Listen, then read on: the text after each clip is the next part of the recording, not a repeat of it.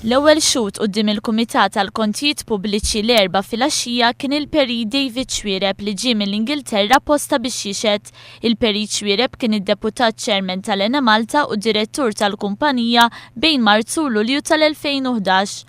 Meta mistoqsi mid-Deputat Justin Caruana dwar il-laptop l-informazzjoni fuqu li ħass CEO l-Inġinier Karl Camilleri wara li rriżenja, il-Peri Xwiereb qal li kien iċ-Chairman ta' dak iż-żmien li jinforma lil Board bir-riżenja tal-istess Camilleri.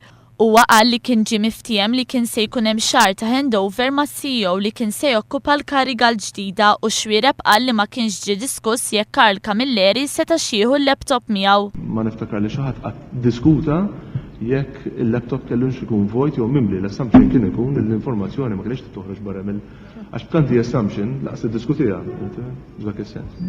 Iktar minn hija loġika. Hija loġika u hija professjonalità wkoll. Il-Peri Xwiereb stqar li l-laptop li fiha kienu jiddaħħlu l-offerti huwa qal li ma kienx ikun il-laptop taċ-Chairman iżda li kien jintuża biss għal finijiet tal-procurement. Huwa qal li dak il-ħin iċ-Chairman kien jgħidilhom kemm daħlu offerti u wara kull offerta kienet tkun ipprintjata. Meta mistoqsi jekk huma kienu xjaraw l-emails li jkunu daħlu qabel ikunu ipprintjati, Xwiereb qal li kollha kienu jkunu fl-istess kamra imma ma kinux iħarsu lejn il-laptop kollha kemm huma. Wara kien imiss lill-Inġinier Alan Micallef li kien Chief Commercial Officer tal-Ena Malta għal 3 snin sħaħ u li jikkonferma kif kien hemm istanzi fejn trafigura kisret il-kundizzjonijiet tal-kuntratt. Huwa kien ukoll appuntat membru tal-Fuel Procurement Committee f'Ġunju tal-2010. Justin Caruana qratlu waħda mill-emails li batu stess u meta mistoqsi jekk kienx sodisfat bil-$250,000 multa għal ksur tal-kuntratt, l-Inġinier Alan Micallef stqarrek. Kieku kont jiena f'pożizzjoni li ndeċiedi iktar milli nagħti parir, kont niskatta il-mekkaniżmu ta' breach of contract, nittermina l-kuntratt u noħroġ tender ieħor.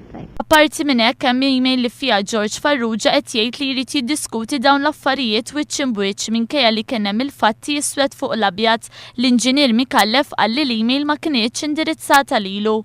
Minkejja li repetutament l-Inġinier Micallef ġibet l-attenzjoni dwar il-ksur fil-kuntratt, huwa stqar li l-bozza l-ħamra kienet ilha tixel. Il-bozza l-ħamra kienet ilha nixtielet. Ġifieri mhux fuq is-salfer. Seta' jieħu deċiżjoni seta' skatta il-mekkaniżmu tal-breach of contract.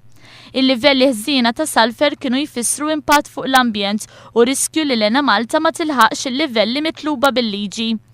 Minkejja l-multa Justin Caruana fakret li kien hemm okkażjonijiet oħra fejn komplew jinkisru l-kundizzjonijiet.